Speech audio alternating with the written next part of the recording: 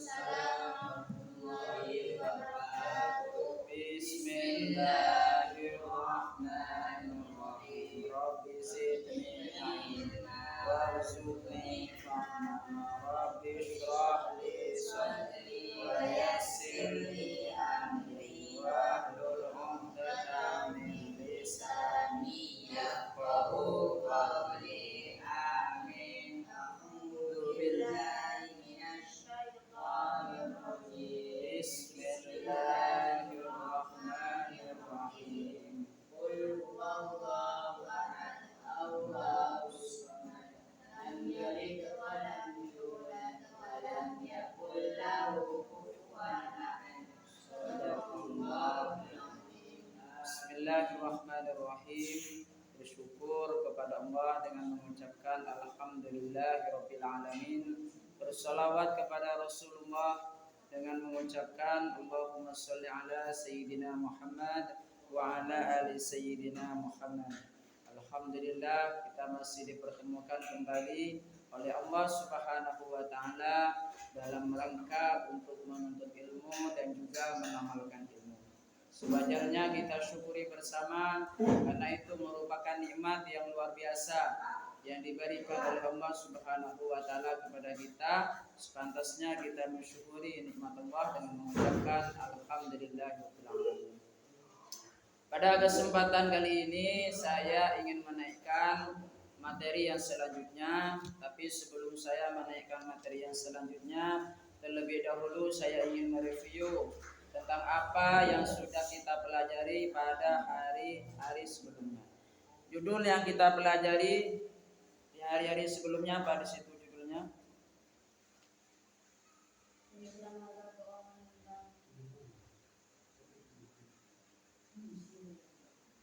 Judul yang kita pelajari kemarin tentang apa?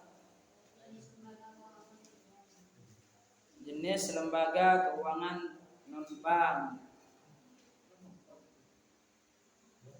Terus apa yang kita pelajari? Belajar tentang pasar modal ya. Ayo buka materinya. Coba kemarin belajar tentang apa dulu judulnya? Pasar modal. Buka materinya yang kemarin.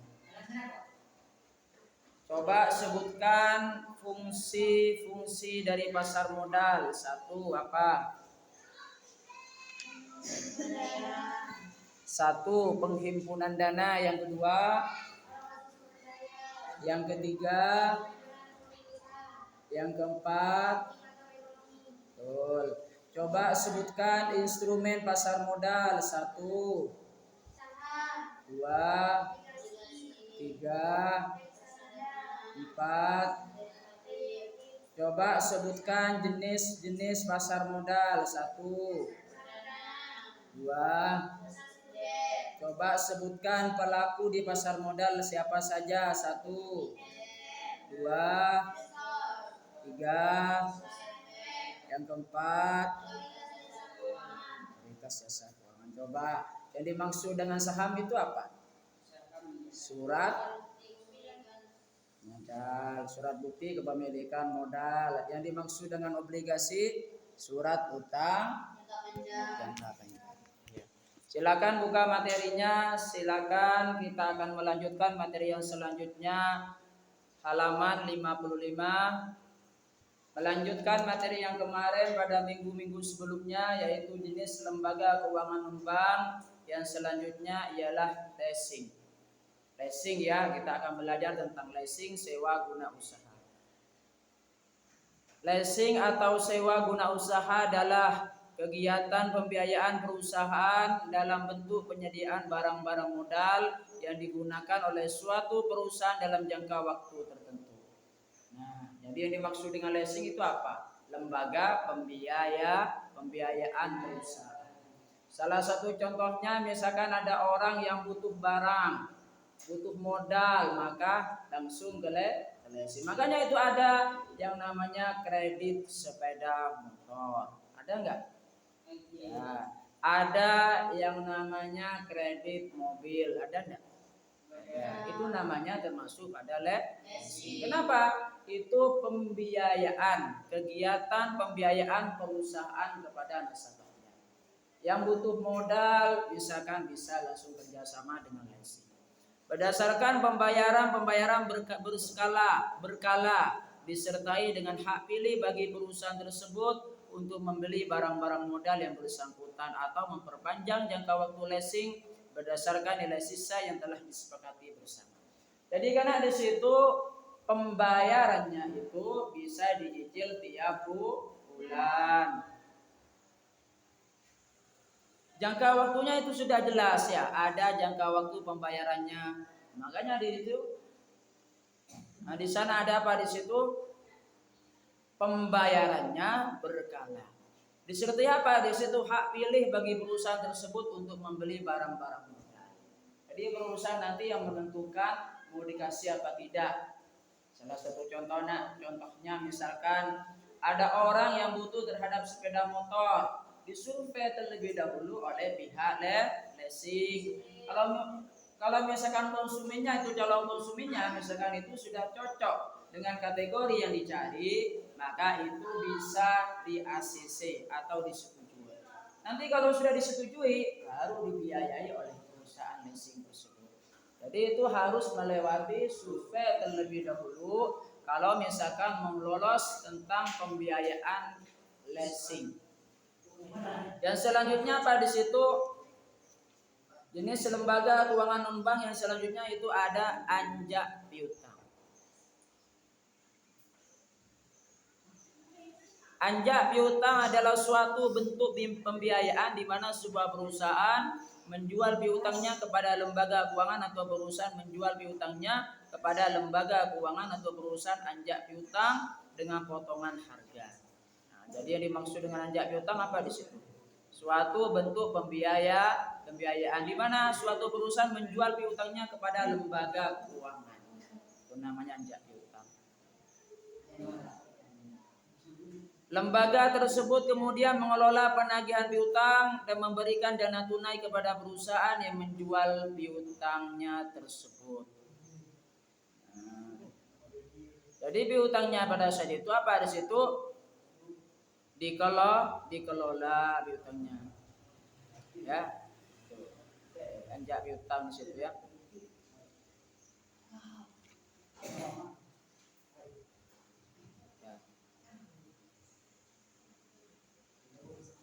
Terus lembaga keuangan non-bank yang selanjutnya apa di situ?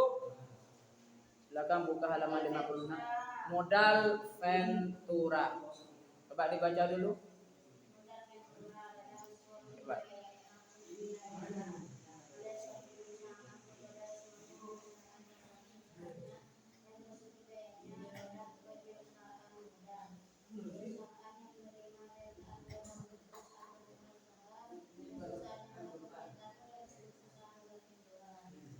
Ya.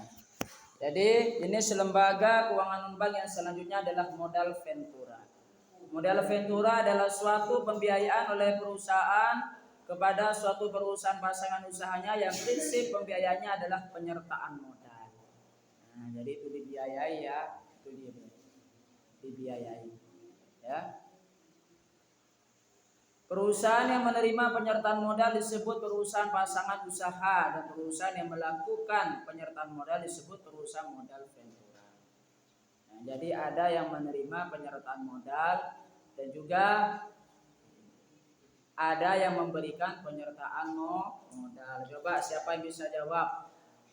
Perusahaan yang menerima penyertaan modal disebut apa? Perusahaan pasangan usaha. Perusahaan yang melakukan penyertaan modal disebut. Nah, jadi ada yang menerima penyertaan modal dan juga ada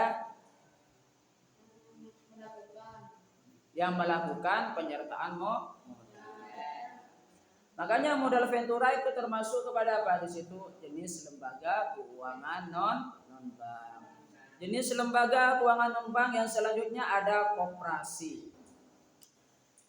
Koperasi adalah suatu bentuk badan usaha yang beranggotakan orang-orang atau badan hukum yang melandaskan kegiatannya pada prinsip koperasi sekaligus sebagai gerakan ekonomi rakyat berdasarkan atas kekeluargaan.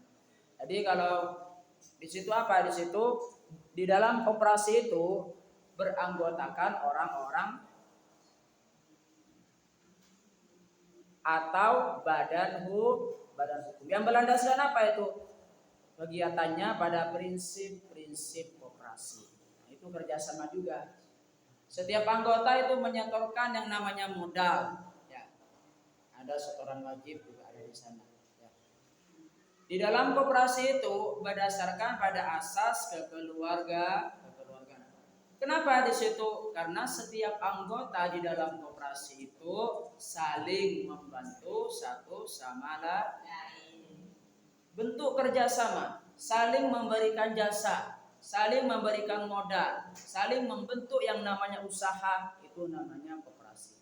Makanya di situ koperasi itu berdasarkan pada asas apa tadi? Asas kekeluargaan. Bagaimana dalam keluarga tersebut? Ya, intinya di dalam keluarga harus saling menopang satu sama lain, harus saling membantu satu sama lain. Yang ada itu merupakan bagian dari kita. Betul nggak? Kalau misalkan ada salah satu anggota keluarga yang mungkin butuh pertolongan, maka kita membantu. Makanya di dalam koperasi itu berdasarkan pada asas kekeluargaan. Intinya di situ saling membantu satu sama lain untuk membantu yang namanya kegiatan usaha. Ya. Makanya di situ berdasarkan pada asas kekeluargaan. Koperasi didirikan dengan berlandaskan pada Pancasila dan Undang-Undang Dasar 1945. Jadi koperasi dasarnya apa di situ? Pancasila dan UUD 1945. Artinya dalam menjalankan usahanya koperasi harus tunduk pada aturan dan dalam Pancasila dan Undang-Undang Dasar. Setiap kegiatan koperasi tersebut maka kegiatannya harus tunduk dan patuh terhadap Undang-Undang Dasar 1945 dan Pancasila. Koperasi dijalankan dengan asas kekeluargaan, artinya koperasi tidak bertujuan untuk menguntungkan satu orang saja. Nah, jadi karena yang kita lihat, yang kita perhatikan di situ, kalau misalkan di dalam koperasi itu bukan hanya satu orang yang untung saja. Melainkan apa di situ? Para anggotanya itu diberikan keuntungan juga. Makanya di situ berdasarkan pada asas kekeluargaan. Jadi intinya di dalam setiap anggota tersebut harus sama-sama diuntungkan.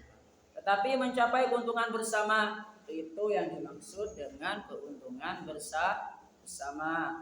Hal ini membedakan koperasi dengan badan usaha lainnya. Ini lembaga keuangan non-bank yang selanjutnya asuransi. Perusahaan asuransi adalah suatu mekanisme yang memberikan perlindungan pada tertanggung apabila terjadi risiko di masa mendatang. Paham nggak asuransi? Bapak, siapa di sini yang paham tentang asuransi? Siapa yang pernah mengasuransikan sepeda motornya? Ada perusahaan yang namanya perusahaan asuransi. Salah satu contohnya misalkan A. Ini orang ini ya. Orang namanya A. A itu ingin mengasuransikan sepeda motornya. Ya, ingin mengasuransikan sepeda motornya kepada perusahaan asuransi. Supaya mengantisipasi apa? Takutnya nanti terjadi kecelakaan hancur sepeda motornya, langsung bisa klaim asuransi. Klaim saya dari perusahaan asuransi. Tapi tiap bulannya biasanya harus bayar. Sebelum kejadian, sebelum mengklaim asuransi harus bayar biasanya. Bayar asuransi. Apabila risiko tersebut benar-benar terjadi, pihak tertanggung akan mendapatkan ganti rugi sebesar nilai yang diperjanjikan antara penanggung dan tertanggung. Jadi kalau misalkan sepeda motornya benar-benar terjadi kecelakaan misalkan, maka itu bisa mengklaim uang di perusahaan asuransi sesuai besarnya ganti ruginya itu sesuai dengan kesepakatan di awal. Nah, jadi penanggung dan tertanggung. Mekanisme perlindungan ini sangat dibutuhkan dalam dunia bisnis yang penuh dengan risiko. Makanya kalau misalkan punya gedung-gedung besar, punya perusahaan-perusahaan yang gedungnya besar ya, biasanya akan terjadi apa? Takutnya terjadi yang namanya kebakaran. Takutnya nanti yang namanya terjadi yang namanya gempa. Ya, misalkan terjadi seperti itu.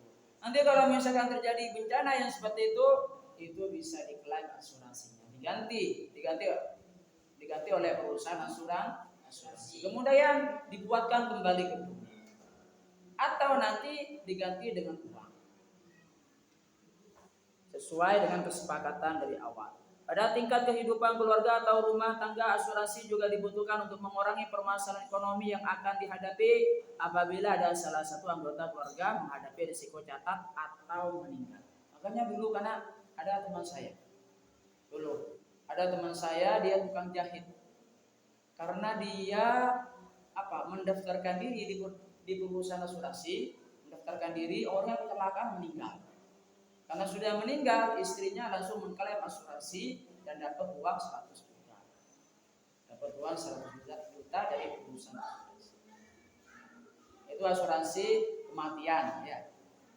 Itu asuransi kematian. Ada juga asuransi pendidikan.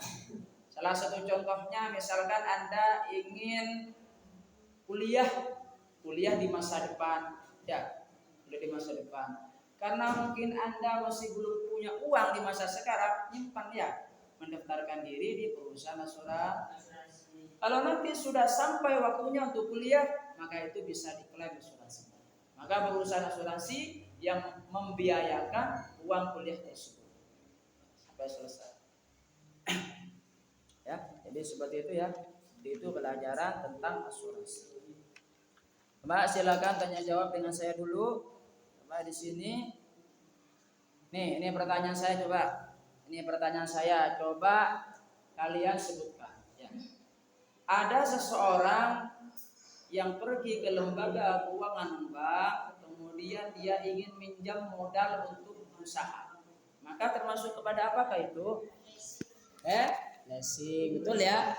Dan juga pertanyaan selanjutnya, ada seseorang yang butuh sepeda motor tapi masih belum punya uang cash, uang cukup, kemudian pergi ke lembaga keuangan, kemudian dikreditkan, termasuk kepada apakah itu? Coba, kredit sepeda motor, kredit mobil termasuk kepada apa? Leasing, ya, leasing ya. Coba sebutkan yang dimaksud dengan anjak piutang itu apa? Anjak piutang.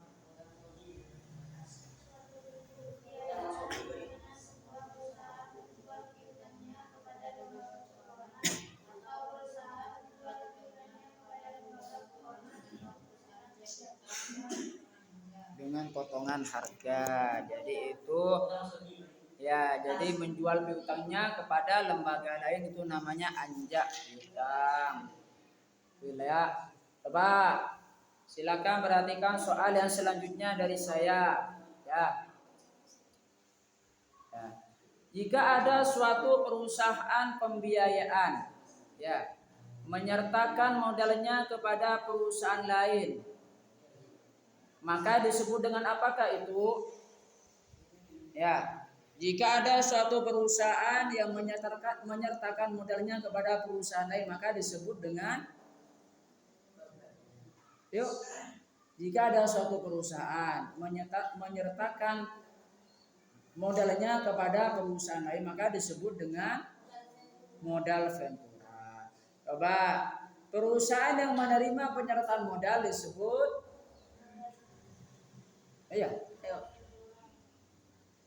modal pasangan usaha yang menerima kan ya. Sedangkan perusahaan yang melakukan penyertaan modal disebut Coba, di dalam koperasi ada asas yang namanya keluargaan. Apa maksudnya di situ? Ya, saya baca asas keluargaan itu apa? Yuk. Ayo, yang dimaksud dengan asas keluarga apa di situ? Sekota keluarga itu saling apa? Saling membantu, saling menopang satu sama lain. Terus di dalam koperasi, maka setiap anggota itu harus saling harus. Makanya di situ yang dikejar adalah keuntungan bersama. Coba di sini, yuk saya buatkan soal lagi. Ada seseorang yang bekerja sama dengan perusahaan asuransi, yaitu mendaftarkan dirinya sebagai apa? Asuransi kecelakaan. Kemudian nanti itu orangnya di situ terjadi kecelakaan beneran, maka diklaim asuransinya. Maka termasuk kepada apakah itu? Asuransi. Ya, mudah ya. Jadi saya sudah buatkan soalnya, ya. Sudah saya buatkan soalnya baik esai ataupun pilihan gandanya. Ya. Ya. Ya. Jadi saya tekankan kepada kalian bahwasanya sebelum ujian itu harus belajar atau mutolaah setiap malam tidak apa-apa. Satu malam satu materi tidak apa-apa. Takutnya nanti tidak belajar. Pada saat ujian langsung dipelajari semua. Coba berapa jumlah materinya semuanya? 12. Bukan jumlah materi itu semuanya, pelajaran berapa?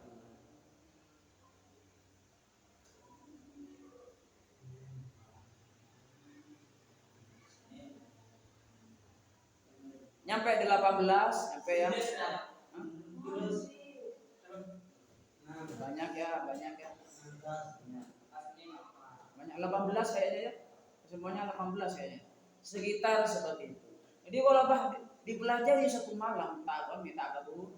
Makanya di situ pelajari satu hari satu materi. Intinya perhatikan poin-poinnya. Jikalau poin-poinnya sudah paham, maka bisa dijabarkan dengan pemikiran. Betul enggak? Kalau misalkan satu ini dihafal semua kan?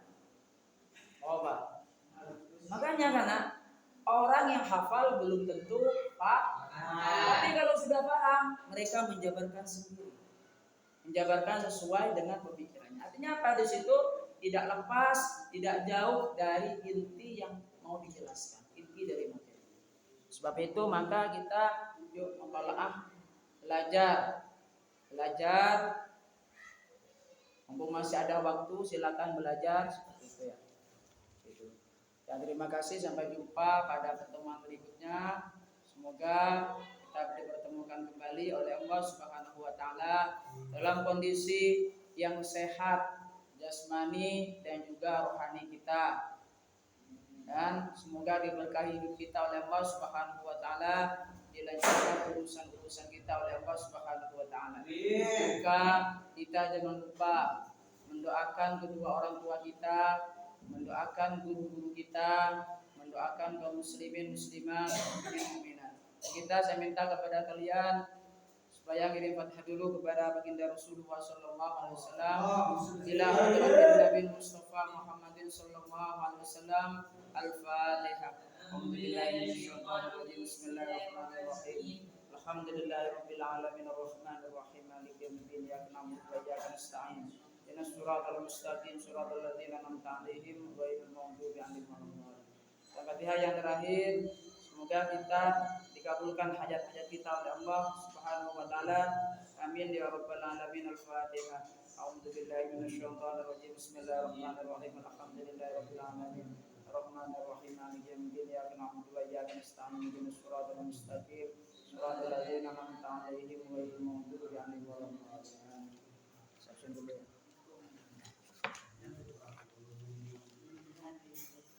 Siapa yang tidak hadir di sini?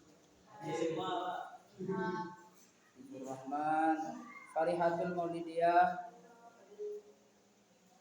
Iya. Matikur Rahman. Mas Udi ada nggak Mas? Lihat ada Mas ya. Siti Nufaiz. Zainal Rahman. Siapa? Udah hadir. Hadirin. Coba ujian kapan enggak? Senin. Senin ini.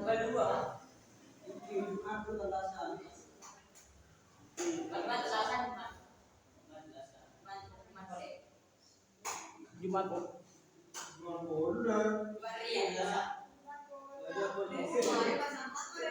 Ya silakan baca doa dulu dah.